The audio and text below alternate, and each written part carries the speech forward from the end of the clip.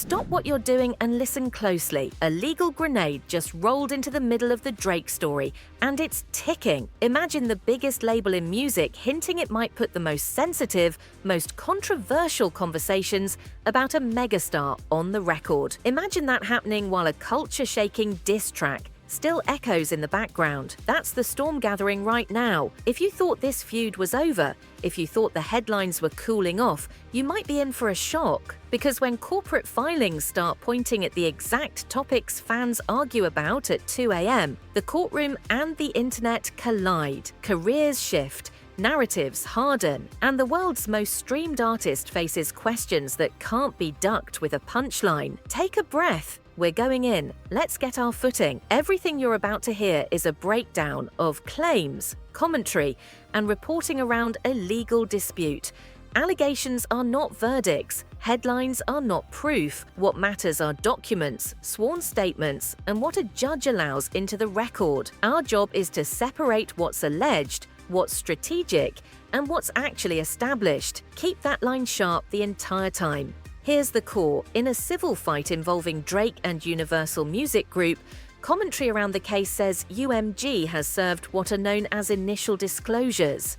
In plain English, that's the early list where each side says, here are the kinds of documents, records, and topics we might rely on later. Disclosures are not the evidence itself. They're the map of where a side may travel. Think of a chessboard right after the pieces are laid out. No moves yet, but you can already see the lanes. Why are people buzzing? Because those categories, according to the chatter, point at exactly the controversies the culture has argued about for years. Press coverage, old clips, past headlines about behavior and associations, the delicate, radioactive stuff that fans debate, critics amplify and defenders say is out of context or unfair. If those categories are real, that means one of the world's biggest music companies is willing to at least open the door to those conversations in a legal defense. That is rare. That is loud, and that is a message. If this sounds abstract, let's ground it. In civil litigation, discovery is where both sides pull back the curtain. Emails, texts, calendars, old agreements, public posts, private notes. Lawyers take depositions. People sit under oath and answer questions. Judges decide what stays in and what gets tossed. Most cases settle before trial, but you don't need a jury to change public opinion. Filings are public. Journalists read them. Fans screenshot them. Podcasts quote them. A single paragraph in a motion can generate a week of discourse. Now add the Drake versus Kendrick Lamar feud to the mix. This isn't just two artists trading bars. It became a cultural earthquake. Not Like Us wasn't a normal diss record. It turned into a citywide soundtrack. It turned into a dance. It turned into a meme. It turned into a scoreboard. The reason that matters here is simple. When a narrative as strong as that settles into the culture, new information doesn't land on a blank slate. It sticks to the frame that already exists. If disclosures lean toward topics fans already heard in the music, a chunk of the audience will call it confirmation. Another chunk will call it coincidence. Both sides will get louder, and this is where the corporate angle gets fascinating. Labels are not blogs. Labels are cautious. Labels are risk managers. When a label appears ready to touch the most sensitive optics around one of its most valuable catalogs, that signals an aggressive defense. The message reads like this: if you push us into this fight, we will bring everything the public already argues about, and we will ask the court to let us use it. That doesn't mean everything will be admitted. It doesn't mean it proves anything criminal or even civil. It means they will try, and trying by itself can shift the conversation. Let's pause and talk about optics versus law. Optics are how something looks. Law is what you can prove under rules and standards. The internet is powered by optics. Courtrooms are governed by law. When a star is involved, These two forces hit each other head-on. A viral clip can be devastating to a reputation and completely irrelevant in court. A boring email can be devastating in court and invisible to fans. Understanding this gap is the key to staying sane during a high-profile case. Now, about those long-discussed incidents the culture goes back to again and again. There's the widely circulated concert clip where a young fan was brought on stage, and the age cited in the discourse was 17. There are the reports and interviews where Millie Bobby Brown mentioned texting with Drake when she was younger. There are photos and timelines that online commentators connect to public figures who were under 18 or had just turned 18 when attention appeared to be paid. Supporters push back. They say context is missing, facts are misread, and online narratives flatten complex realities. Critics say the optics are the optics. The truth is, both sides talk past each other. One side argues legality, the other argues comfort and boundaries. And neither side has the final word until the rules of evidence meet sworn testimony. So why would a label even inch toward this minefield?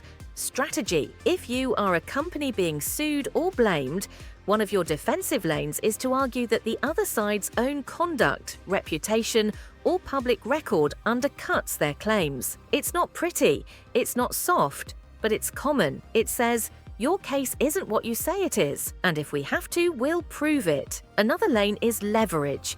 The spectre of discovery can force settlement talks. If one side believes the other will open doors they don't want opened, even legally irrelevant doors, pressure rises. Cases resolve not just because of law, but because of risk, reputational risk, business risk, relationship risk. There's also a tactical media angle. If the artist has used public narrative as a weapon, songs, captions, interviews, the company can meet narrative with narrative. That doesn't mean smear, it means rebuttal in the court of public opinion. A corporate filing can be both a legal move and a PR move. It signals to all stakeholders, investors, partners, fans, other artists, that the company won't be steamrolled by celebrity. If you're wondering how Drake's team might respond, expect a focused counter. They can say none of these talking points are proof.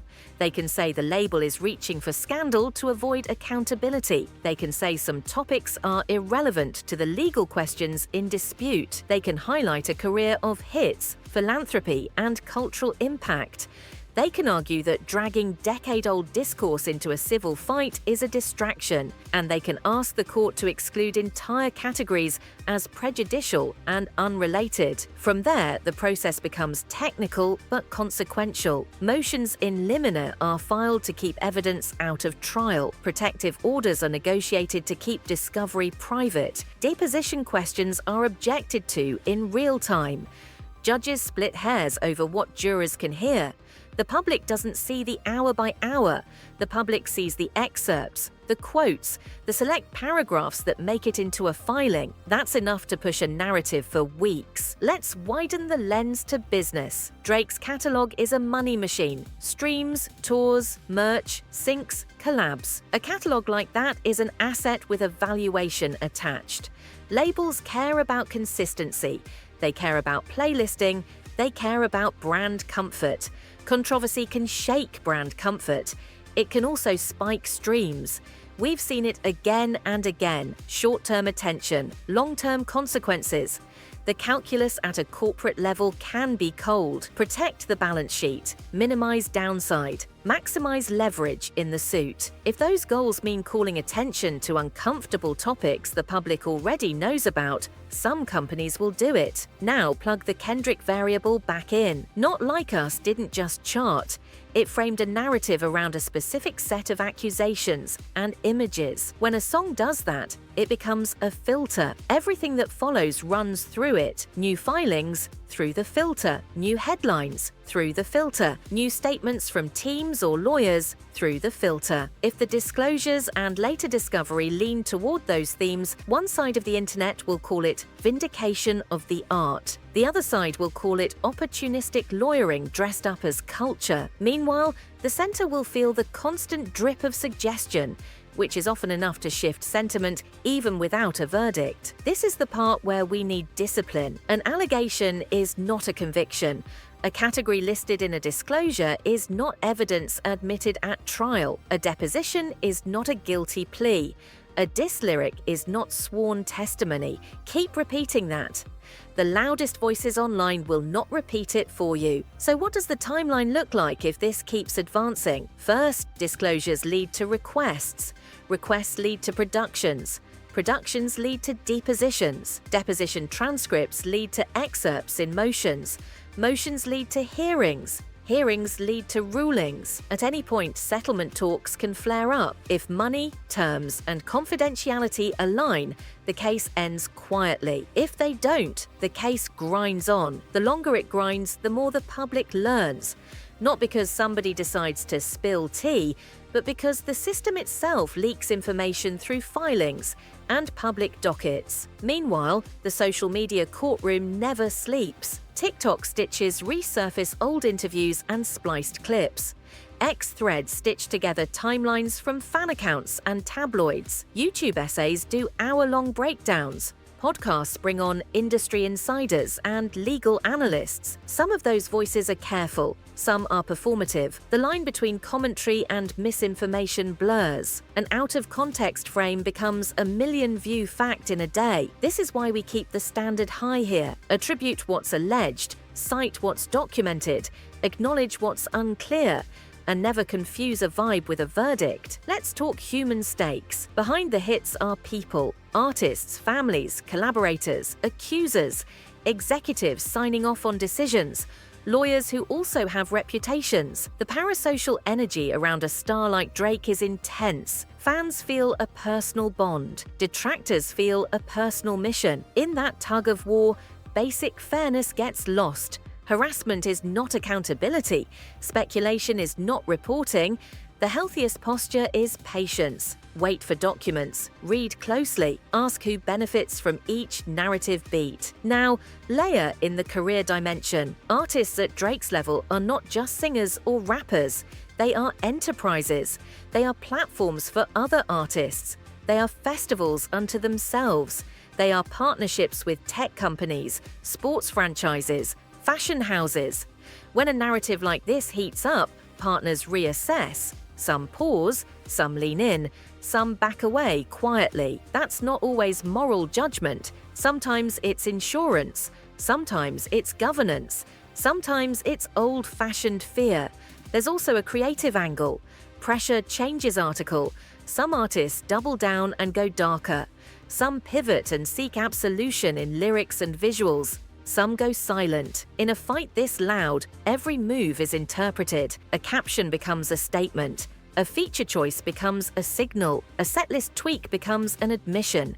It's not fair, but it's real. Fans don't wait for press releases. They read tea leaves. Think about the unintended consequences of pushing this hard in legal filings. If a label gets what it wants and the court lets broad topics in, discovery could widen. That means more subpoenas, more third parties pulled in, more old texts combed, more names on calendars. The net widens. That can backfire. You might find things you didn't want to find. You might create collateral disputes. You might make enemies you didn't have before. Litigation is a blunt instrument. Once you swing it, you don't fully control what it hits. So what should watchers look for next? Look for motions asking the court to limit the scope of discovery. That's a tell that someone is nervous about where questions will go. Look for protective orders with strict confidentiality terms. That's a sign both sides want to keep messy material out of the public eye while still using it to pressure each other. Look for selective leaks. Even when everyone promises to keep quiet, strategic snippets have a way of appearing right when the narrative needs fuel. Expect music to respond. Even silence is a response. If new tracks arrive, listen for subtext. If guest lists change, ask why. If a tour schedule shifts, note the timing. Business decisions are communication when the microphones are off. And remember the Kendrick echo. Every move will be scored against that backdrop. Fair or not, that's the landscape. How might a court view the relevance of culture war topics? It depends on the claims and defenses. Judges don't like sideshows. If a topic looks more prejudicial than probative, it may get barred. But if a party argues that public image, public statements, or public narratives are part of the harm or the defense, those topics can sneak in, especially if the other side put them in play first. That's why artists must be careful about using microphones as legal weapons. You might win the verse and lose the motion. Let's give space to the counter-narrative that fans of Drake will raise. They'll say he's endured a decade plus at the top, with every camera pointed at him. And if there was something truly disqualifying, it would be established by now. They'll say friendships, mentorships, and messages get sensationalized. They'll say the harshest readings ignore context and mutual consent where age made that lawful. They'll say competitors and commentators have incentives to inflate. They'll point to charitable work, to cosigns from respected peers, to the lack of formal findings on the most inflammatory claims. You don't have to agree to understand that this is a coherent position many hold. The other side will say celebrity has protected him. They'll say the optics are ugly, even if a criminal threshold isn't crossed. They'll say power dynamics matter. They'll say fans excuse what they would condemn if the name at the top of the headline were different. They'll say the industry looked away because the money was good. You don't have to agree to understand why that position is emotionally persuasive to many. In between is the legal process, which is colder than both narratives.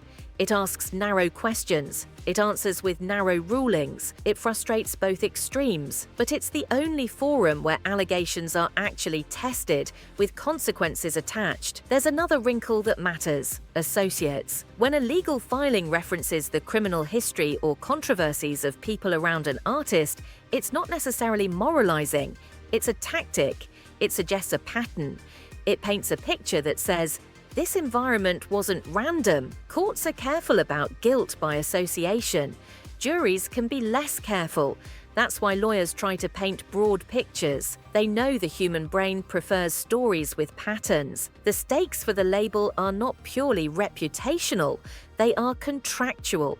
If disputes touch on ownership, obligations, or interference, the outcome can move millions over years. That level of money justifies aggressive lawyering. A company doesn't have feelings. It has duties to shareholders and executives. Those duties often mean scorched earth looks logical on a spreadsheet, even if it looks reckless to fans. Now, step back and imagine the worst case and best case scenarios for each side. Worst case for Drake in public opinion terms is not necessarily losing a legal motion. It's a steady drip of documents that keep uncomfortable questions alive. Even if every ruling goes his way, the discourse can still bruise. Worst case for the label is not necessarily losing the suit. It's sparking a backlash so intense that partner artists, writers, or producers see the company as willing to burn talent to win. That's a long-term reputational risk inside the industry. It may never trend on social, but it shows up in private phone calls and future negotiations. Best case for Drake is a tight, disciplined process that chokes off the spectacle. Strong rulings, narrowing scope, a settlement that lets everyone move on, a creative run that resets the conversation to music and performance, not filings and fights. Best case for the label is a decisive legal win or a settlement on favorable terms that deters similar claims while keeping the catalog hot and partner relationships intact. Neither best case is easy. Both require restraint in an environment that rewards escalation. Let's return to the cultural side for a moment and talk about why diss records matter beyond charts. They define frames. When a diss record is as sticky as Not Like Us, it sets a public expectation. People start seeing the world through the lyrics. Even if the lyrics are artful exaggerations, the frame holds. It's not fair to let a rhyme scheme substitute for a court record, but it's real. That's why you're seeing such intensity now. It's not just law, it's story. And this is why the very first lines you heard today were so sharp. A legal grenade in the middle of a story like this doesn't just explode in court. It explodes in comment sections, in group chats, in studios, and in boardrooms. Everybody starts counting risks. Everybody starts choosing sides. Every decision becomes content. That's the ecosystem we live in. So, how should you, as a viewer and listener, move through this? Be curious, not gullible. Read, don't skim. Notice when someone trades in specifics and when someone deals only in vibes. Ask who benefits from the narrative beat they're pushing. Follow the documents when they appear. Respect that none of us have all the facts.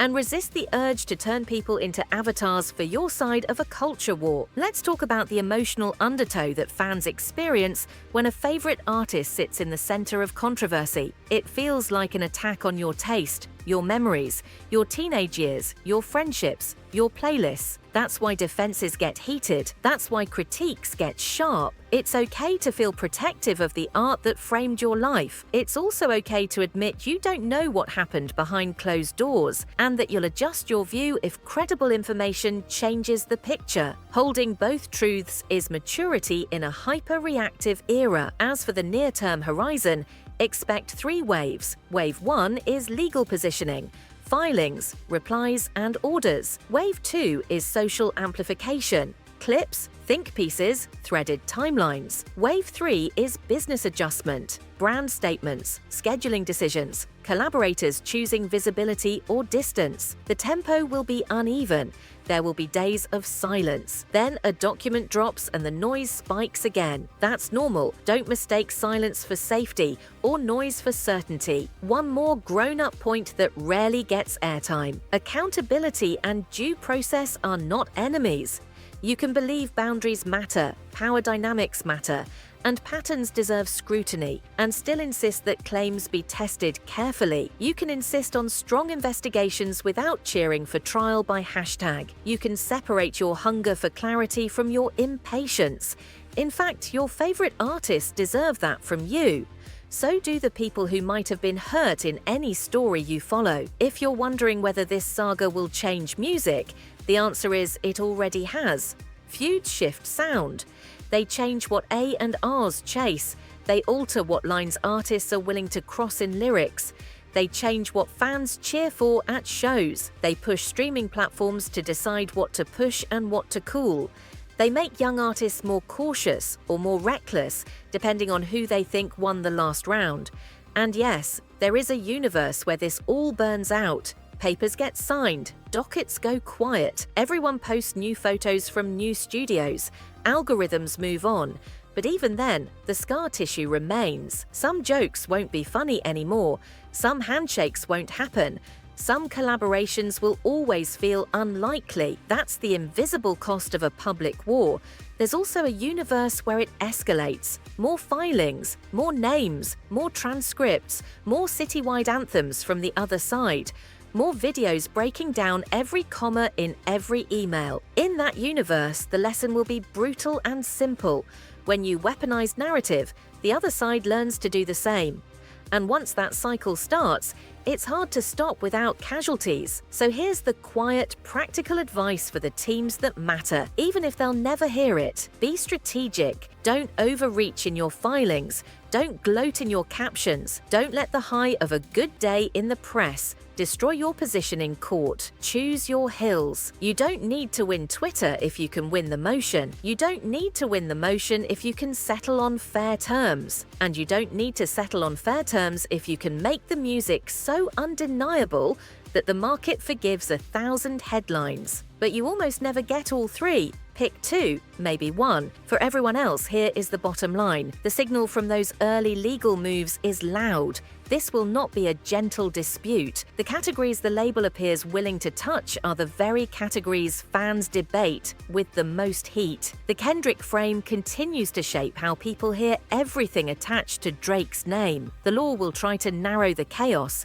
The internet will expand it. And the only stable ground is the boring, unglamorous commitment to evidence over vibes. If the next wave of documents arrives, read them. If you see a single quote flying around, find the paragraph above it and the paragraph below. If a clip trends, ask where it was cut. If a source close to speaks, Ask why they chose that outlet today and not last month. If a lawyer sounds like a blogger, remember their job is to win, not to be neutral. If a blogger sounds like a lawyer, remember their job is engagement, not justice. None of this is meant to kill your joy. Music is still music. Shows are still catharsis.